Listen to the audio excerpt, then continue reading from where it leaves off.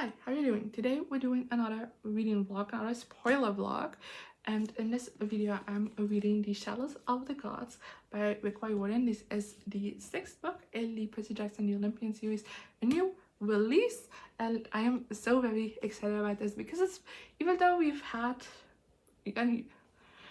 several adventures from this universe over the years, it's been a while since we've had a Percy book, so I'm just so excited to give this a read, and hopefully I also really like it. It is quite of a short book. Like, most of my spoiler vlogs are for longer books, so I don't really know how to execute this yet, but I'm sure to be having a good time. And yeah, I would leave this video if you have not read this book yet, because we're gonna delve into spoilers. I do read without the dust jacket, so that's happening right now, and next time you see me there won't be a dust jacket on this book. As well. And yeah, it is, let me just see, this book is 268 pages, so I think I'm gonna check in with you every 50 pages. That sounds about right, and just tell you what happened, my thoughts, and yeah. Hi, so after a bit of procrastination, I did finally start The Chalice of the Gods, and I'm 50 pages in now. I'm still very much in like kind of the setup stages of this book, but I still thought I would talk to you like promised.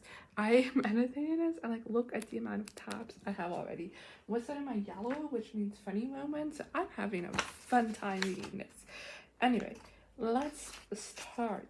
So we started the line, "Look, I didn't want to be a high school senior," which is a beautiful reference to the start of the first book. But yeah, it's Percy's first day of senior year at his new high school, and he's calling to the counselor's office to talk about colleges, but the student counselor was replaced by Eudora, who was sent by Poseidon to tell Percy about the fact that he will need 3 different recommendation letters to be able to go to New Rome University by 3 different gods, like is said in the synopsis. And a complete totally spice moment, he get like the floor under his chair like drops, and he just gets flushed away into the sea, like to see Poseidon, who will explain more. And I just it totally reminded me of the Totally Spies, because no matter where those girls are, the ground would just drop underneath them and they like fall into like the spice office, you know?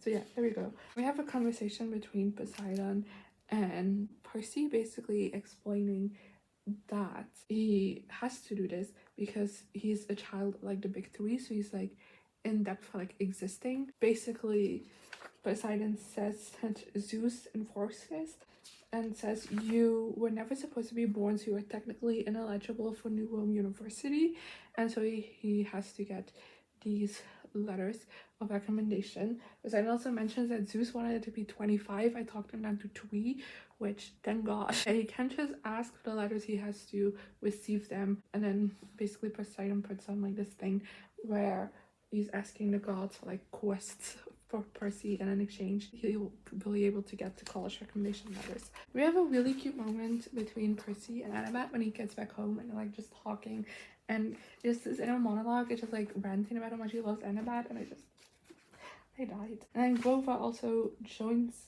the adventure, and as Percy's kind of like explaining what happened to him the day, both of them are like, we're gonna join you on this quest, like even though we don't necessarily need to, we are doing it. And then the next day, a god called, what's his name? A god called Ganymede, I'm totally mispronouncing, I'm so sorry, comes for the help of a Percy, basically saying that he is the cupbearer of the gods, and that there is one particular cup, the Chalice of the Gods, that has gone missing. In fact, it has been stolen, and it's kind of a big deal because, as the synopsis also mentioned, is that the cup for like the gods is like nothing special, but for mortals, if they drink out of it, they will become immortal. It's like a big deal. We have to find this. We also learn that he has a couple of enemies who like to embarrass him because he's like a newer god, and he thinks one of those people like stole it to kind of like embarrass him, I guess, because this cup is like the main thing he has to be in charge of. And 2 of the gods that like ridicule him the most, I guess, are Iris and Hebe. Again, if I mispronounce anything wrong, I'm so sorry. But they used to have the task of taking care of the cups before like he came along, so that's why they like don't get along. And they're like, oh, Iris is kind of chill, we know her because we do. But then Hebe, they don't know, and he's like, Hebe is like the goddess of youth, and therefore is also like very immature. So like chances are high it's her. It's sorry. So yeah, they end up going to her place, which is a store called Heebie Jeebies, which is like kind of a candy store, but also there's like more going on. And like they compare it to the Lotus Casino, for the fact that they aren't like stuck there. You know, they can leave, and like the whole shtick of this place is basically selling nostalgia in a way, and like doing things that like get like real deep nostalgia within you, because of course she's like the goddess of youth. Where I left off, they just started talking to her. We have not gotten a single piece of information out of her, but I'm guessing things will go along as the book continues. I'm guessing she also didn't steal the cup, because that's pretty soon, or maybe she did and they have to do like a side thing before retrieving it. I don't know, that also sometimes happens. But yeah, I'm having a blast reading this so far. Like, it's so funny, and I just forgot how much fun it is being in Percy's head. This is the first book in a while that has just been solely Percy's POV, and I'm loving it so much. Like, he genuinely is just like my favorite character to get a POV from, as much as I love some of the others as well. Just feels nostalgic, weirdly enough, considering the things we're currently dealing with in the book. So I finished another 50 pages, so I thought I'd give you another update. I finished these 50 pages and then immediately dinner was ready, so it's a bit of a later update, but well. Where we left off, we were talking to Hiba. Is that her name? I don't know if I pronounced things correctly. I'm so sorry. And basically what this place is that she runs is people when they it's like a nostalgia boom, like I said, and as they get sucked into it, they kind of DH a little and can make deals with her to DH more. And her whole thing is that she wants to be like the youngest person in the room, which you remember that that's info we need. But yeah, they try to get like information like very secretly about the Chalice of the Gods, because what's his face, I'm so bad with names, but you know, the god that's in charge of it asks them to keep it secret. Like, not subtle at all. So Hebe like immediately figures out what we're talking about, and she gets so offended because she has nothing to do with it. And then because you know she gets so offended, and like Percy especially is not realizing why she's getting so offended, and so he keeps pushing a little. So she turns the three of them, Grover, Annabeth, and Percy, into 8-year-olds, basically, so like younger versions of themselves. I think that scene is very interesting, where they are like those scenes where they are babies. I think it's really interesting, like babies, they are 8-year-olds, because they do have the cognitions of like current self and like the memory of like current self, but then at the same time like they do kind of resort to like more childish responses at times, which I think is interesting, because it's not like they're constantly like reacting like an 8-year-old probably would. It's just like these, especially like heightened moments a little bit. I think that's quite interesting, and I feel like maybe if you would have like this curse upon you where you are turned younger, that's something that might go with time, where at a certain point you are fully 8-year-old. I don't know, but I thought that was interesting. But yeah, at first they think if they leave the building they will just age again, get back to their normal age, but that doesn't work out. So then they get back in the building and basically see one of the employees who's also like de-aged, but then because they want to, not because they were cursed, basically. And they start like complaining, and then the employee is like, hold on, are you lodging an age-based complaint? And then they basically like these chickens just start running after them and like attacking them, because Hebe's like holy animal are chickens. And then eventually Annabeth comes up with a plan to basically steal one of these chicks that was in a coop that they came across earlier, and flee into the karaoke room and basically sing like an apology song and hope that that will summon Hebe, and like she will forgive them. And then the kidnapped chick is for a plan B, and they end up needing plan B because Hebe is not impressed at all because Percy and Annabeth can't sing. And Clive says this line, which I love. It says, this is how you know you found your true love when your significant other is just as bad at singing as you are. There's so many just like cute like Percy and Annabeth lines in here that I just I love. So yeah, basically, because the original plan isn't working, they're using the plan B and having the chick enter the line of vision basically of Hebe, which kind of triggers her powers to immediately de-age her to be younger than a chick. And considering the chick is like a baby, that has to go like really far. Even though she likes being the youngest person in the room, she does mention earlier that she prefers to be in like a room of like older kind of people because her preferred age is like teenage age. So she's already younger than she wants to be when she's interacting with our trio because she has to be younger than them and they are turned into 8-year-olds. But because of the chick who's a baby, she's now rapidly de-aging to be younger than it. And basically they make a deal with her where they're like, if you if you agree to put us back to like our normal age and give us all the information about the shells of the gods that you got, even if it's like barely anything, we will let the chick leave the room so you can like get back to like non-baby age, you know. He agrees, so that's what they do.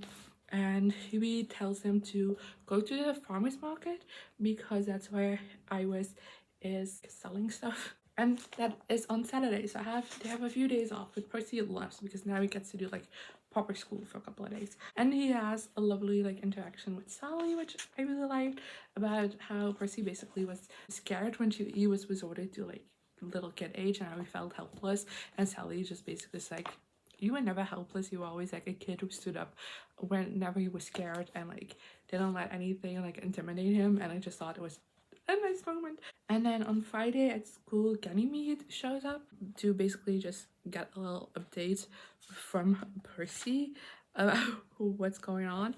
And then Percy also like Iris messages with Annabeth that evening and they go over their plan. Annabeth basically mentions that she feels like she needs a different mode of contact with Iris besides like directly talking to her. So they get the help of one of Iris's children, someone on a demigod called Blanche. And I don't know if we've come across Blanche before in the book. I don't remember her, and I feel like I would have because she sounds so cool. So basically, she's a child of Iris and loves photography, and like she mainly like photographs that stuff, but like they also talk about how she has like made a picture, like a portrait of Grover for his girlfriend because Grover's like a really big fan of her work. But she constantly takes pictures in black and white, and she's also dressed very monochromatically, which I think is so funny considering that Iris is like not necessarily like the rainbow god, but like rainbows are a big motif for that character.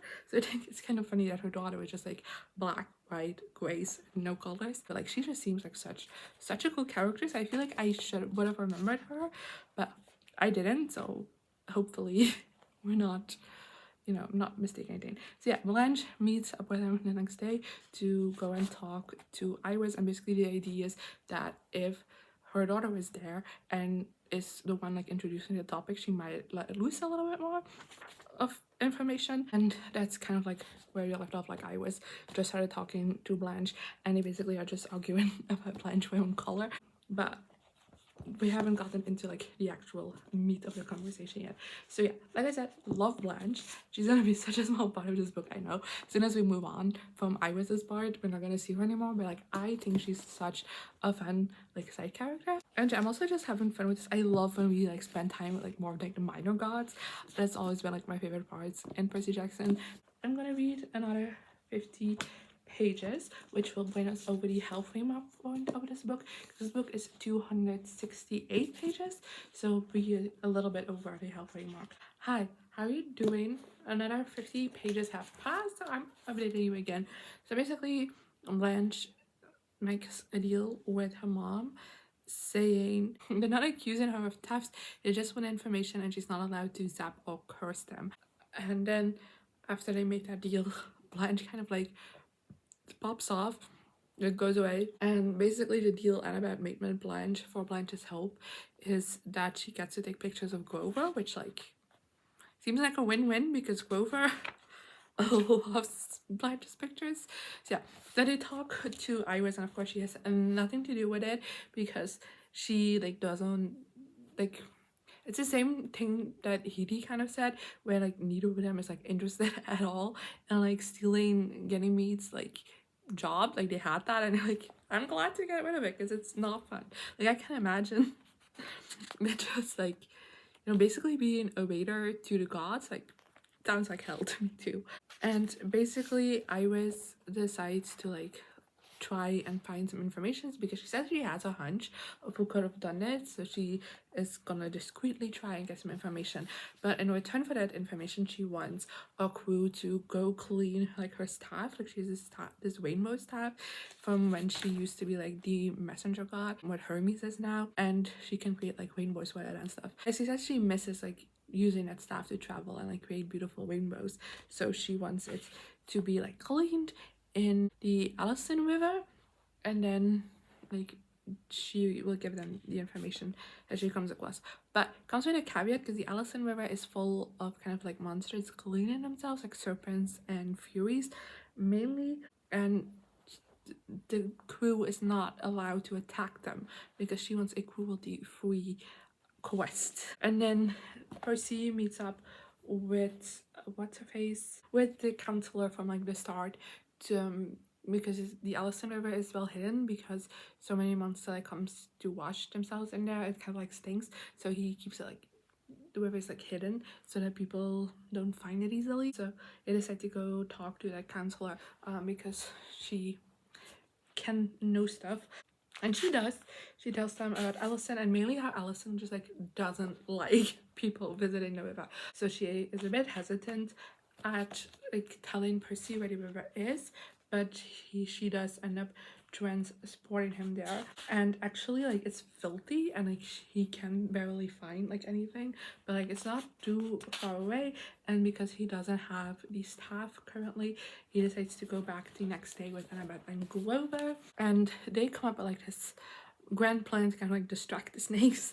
So Grover does that with his pamphlet. So then in the meantime, Annabeth and Percy can go like upstream and clean the staff.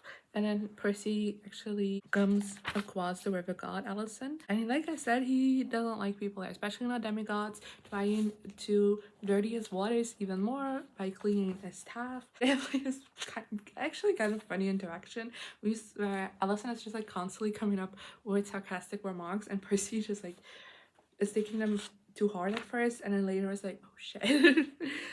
And I don't know, I feel like I've done it, and basically ends with Percy basically saying like, if you let me clean the staff, I'll do anything to make it up for you.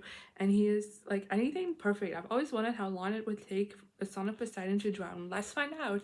And then just like plunges him in water and makes it so Percy like just like can't escape at first. But then he does. He just like torpedoes out of the water. I can't fully wrap my head around how this works, so I'm explaining it terribly, but it like torpedoes out of the water and like in the process just like cleans the entire river. And when he comes back up, Annabeth is there. I don't know how she got there, but she is there, and the staff is also cleaned all in one sweep.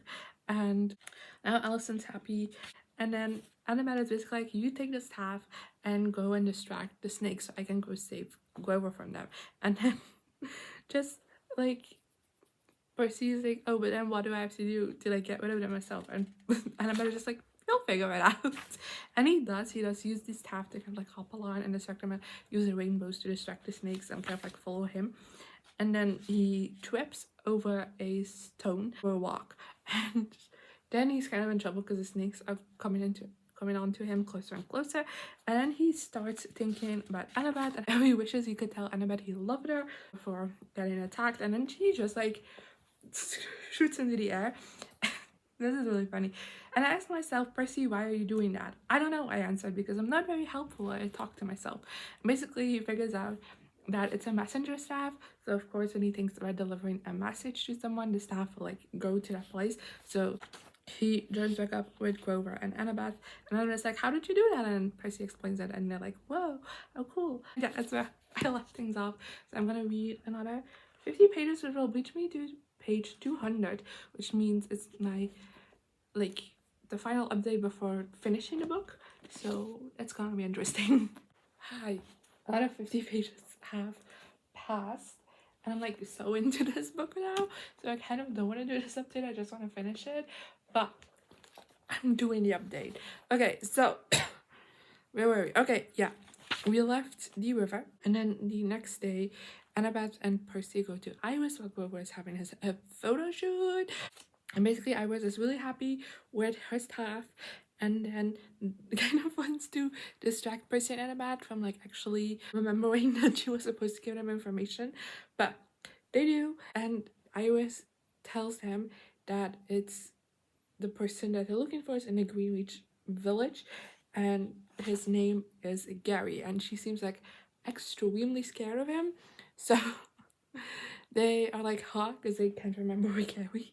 Because she can't pinpoint anything more than just like Greenwich village, she gives them like pure concentrate of nectar, because if you like put a couple of drops into the air, it will flow towards the chalice of the gods if that's near, because yeah, it's meant for that. And then the next day, Percy has like a swim meet because he's on the swim team, and Grover is visiting him, and they're talking about it. And Grover basically says that he has heard from like other nymphs that Washington Park in particular has had some weird energy lately. So there's that. And then in the evening, Annabeth stays over for dinner, and Sally comes with a surprise that she's pregnant, which we know. We've met the baby. I don't remember. Definitely The Sun and the Moon. No, The Sun and the Star, which is the Nico D'Angelo book, which has a little preview towards the end, but it came out earlier this year. I did a video on that as well. And I know that Sally already gave birth in that book. Like, we meet the baby in that one, but I also feel like in the last Trials of Apollo book, we also do. But now I'm not sure. Like, I need someone to give me confirmation when exactly this takes place, because I thought this would take place around like the same time as The Sun and the Star. But because she's just announcing that she's pregnant now, that can be the case. So now I'm confused. I can't keep the timeline straight. I'm sorry. And then the next day, Percy is back in school and she goes to talk to Eudora. And there he mentions Gary, and she just like flips out and like disappears without telling him anything, which makes him even more scared about going to see this dude. So he tries to like go look up things in the library, and he can find any information. He does like talk about Ganymede, and how he kind of feels bad for him because he always just like seems so on edge while talking to him, because that's also something that happened at lunch that day at school. Like, Ganymede again visit him for like an update, and he just seems like so nervous and on edge, and mainly while talking about like Zeus and like what he does. So Percy's kind of just like feeling like not pity for this guy, but like I don't know how else to describe it. And the next morning, Annabeth shows up, and she basically talks about how she talked to Juniper, who is Grover's girlfriend, and about the nectar, and she gave him the information that like pure nectar like this, the smell of it can just like knock out a demigod, which I was conveniently forgot to mention. So she bought like tissues with like methane, I believe it was. Now I can't find it anymore. Menthol rub. Just to like put in their noses so they won't smell the nectar, basically, so they won't pass out. And then they meet Grover in Washington Park, and they do the little drops, and there's 3 drops. Each drop goes a different direction, and they follow it. Like, they split up and follow them. And then Percy kind of like gets in this like time warped kind of moment and talks to the god, who is an old man named Chalice, and he's the god of old age, which I thought is interesting that he's now the god of old age is the person who's actually behind this, because the first suspect was the goddess of youth, so kind of his opposite. And the reason why he took the chalice is because he thinks humans shouldn't be granted immortality, and the chalice does that and did that to Ganymede in particular. So he kind of wants to make it embarrass Ganymede by him not having the chalice at like the next feast, and like make an example of like, hey, you shouldn't have turned a mortal into an immortal because that's not right. And basically Percy is like, hey, but like maybe we should have empathy for this dude because he never asked for any of it. And then Gareth is like, wait, you're on his side now? And Percy's like, no, no, no, no. And Gary is just like, okay, you know what? If you win a wrestling match against me, I will give you the chalice. Otherwise, I'll kill you, because Obviously, Percy has put on some conditions, basically saying that no matter what happens, his friends will be left alone. So Annabeth and Grover won't suffer from anything. And then they also talk about like what does defeating you mean, because like he can kill a god. It's like just one of his knees to touch the ground is alright before Percy like has to be like full flushed against the pavement for the god to win, basically. So it's fair. And then Percy's also like, I want my friends like not in like this weird slow down time loop thing. I want him like them present with me. That's where I left off, and now I have 68 pages left to read, which I'm gonna do. Okay, so I finished the Chalice of the Gods, so let's talk about these last 68 pages because they were really good. So when I left you, were about to enter the wrestling fight with Gary, and I was even holding this book with this jacket, but I'm not actually reading as hell. I don't like it. So I decided wrestling. And obviously, Percy is struggling against this man because Annabeth mentions that the only person to ever successfully wrestle this guy is Hercules, and they just went to a draw. And Hercules did that on like brute force, which is of course something Percy doesn't have to the same extent. But when they fighting at a certain point, like Percy starts thinking about how much he loves Annabeth and Grover and how he would love to like grow old together with them, and like starts imagining what that looks like, which is this beautiful moment. I put a heart next to it because I thought it was so sweet. So he kind of figures out that what he has to do is embrace old age instead of fighting it, and so he like just gives him a big ol' hug and tells him I love you, bro, which is such like a funny way to finish up a fight, but it did work. And Gary lets him go with the chalice, and then they like a hula hoop like comes from the sky, which apparently hoops are Ganymede's like symbol because of his eternal youth. And basically it's a distress call saying that Zeus currently has a brunch together with his mom and like the family, and therefore Ganymede, what's his name? Keep forgetting. And therefore Ganymede like needs a chalice like right now, otherwise he's fucking screwed. So yeah, they sneak into Mount Olympus. Well, Grover and Percy do, because Annabeth is off to school, and like Percy of course like needs to actually physically hand it to Ganymede to like complete his quest so he can go back to school. But Annabeth does give him her invisibility cap, which won't work fully on a god, but like will make him a little bit less noticeable, which works. And then Grover distracts the person at the reception, so Percy can just go right up. And Grover also knows someone who works in the kitchens of Zeus's palace, so he's like, if you just like can sneak in there and ask her for help, she probably will. But like she actually doesn't end up liking Percy that much. Like she gets along with him. It's like, you gotta do this stuff, I'm not causing trouble, which I really like.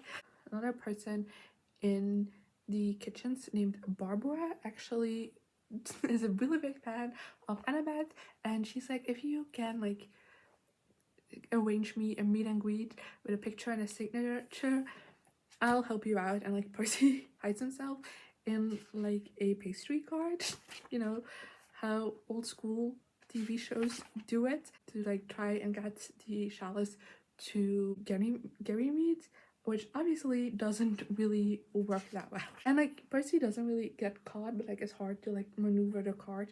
And like Zeus is also like telling a story and the cart is making noise, so he gets mad at Barbara for like the cart like interrupting him telling the story. And then there's a lion and there's just like a lot. And then Tina actually spots Percy in the cart, and for a beautiful moment of growth, Percy's like, I have to get this chalice back to Ganymede. I'd appreciate it if you help me and not tell anyone. And Athena just like goes along with it, which is a growth, because Athena's never been Percy's biggest fan. So Athena basically signals Ganymede as like, hey, how about you get the card back to the kitchen, because there's some stuff missing from that card that I need you to get. And then in the kitchen, Percy just like, here it is. Then Ganymede gives him a blank piece of paper, and it's like, you can just like dictate, do it whatever you needed to say, and as long as it's not like too complimentary, like too out there, it will just like automatically sign my name. So that's your letter of recommendation, which is a fun. Everything is resolved, and Percy gets back to the bottom of the Empire State's Valley meets up with Grover, and they have like this beautiful moment where Grover mentions that like the scariest time of his life was the Sea of Monsters, and now seeing Percy fight with Gary and like how he like physically struggled so much, like also just cared him so much, and he realizes that no matter like how things always turn out alright, he will always be scared seeing Percy in a dangerous situation, and can't help because he's so scared that this would be the time that like luck wins out or something. And I thought that was just like a sad beautiful moment, because of course like these have been buddies for so long, and I love it so much.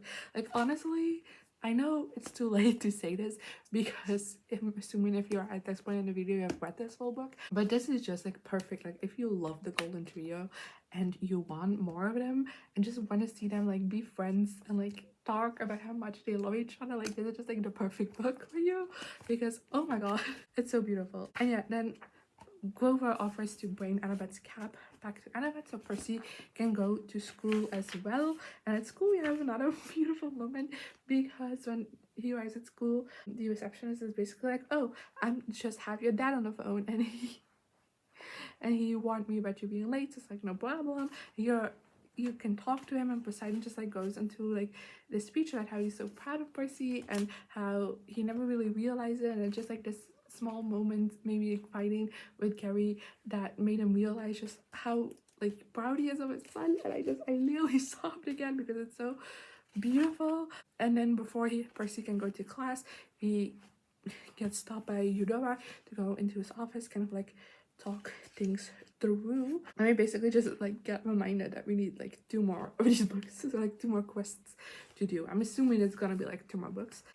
And then we, at the end of the day, go home, have family dinner with Sally, Paul, and Annabeth, and they basically end up just like writing the letter, and it's like a really funny moment where Percy's like dictate, like just saying stuff, but the paper is thinking is dictating, and I like delete. But then at the same time, Annabeth, Paul, and Sally are like coming up with like funny stuff as well, and there were some good ideas in there that they end up using. But it's a funny, nice moment, and it ends with a very lovely chapter, just like Percy and Annabeth talking about how much they love each other and excited they are about going all together, going to college together, and how like Percy also tells Annabeth what happened on Mount Olympus, and Annabeth is also just like really happy that her mom finally like gets it, and it's a beautiful way to end this book, and I just love this book so much.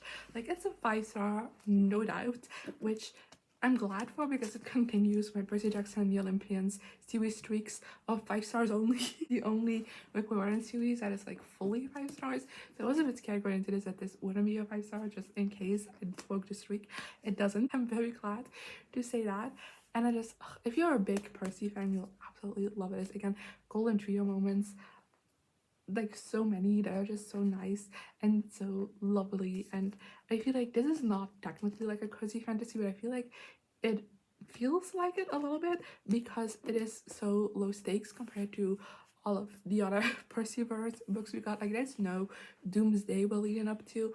It's all just Percy doing like little quests to be able to go to college, and it is a bit high stakes and dramatic at times when we do like certain parts of the story. Like you, it's definitely not like when he was fighting Gary, like you know he's gonna be alright just because the nature of these books, but like at the same time it does feel like a bit tense, and you can feel that it's not just like easy going. So that's why I don't want to call it cozy fantasy, because it's not, but it just gave me kind of like that same feeling a little bit, just because I knew there wasn't like some world saving thing that we were leading up to, or like something like very big that needed to happen, or otherwise this part of humanity will die, you know. I just made it more of a cozier read, and like I said, just knowing these characters for so long and following their friendship for so long, and to just have a whole book is basically just like a love letter to their friendship and to Annabeth and Percy's like relationship as well.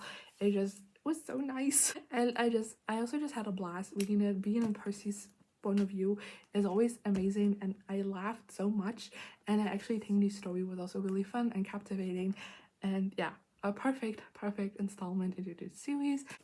I'm gonna stop gushing now because I generally could talk forever. So yeah, I'll see you next time. Here I am again, the same old situation. Why does the God thing have to be so complicated? Should have